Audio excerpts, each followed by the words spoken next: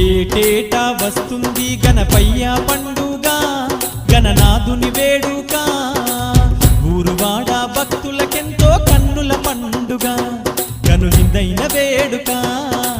ఏటేటా వస్తుంది గణపయ్య పండుగ, గణనాథుని వేడుక, ఊరువాడ భక్తులకెంతో కన్నుల పండుగ, కనువిందైన వేడుక.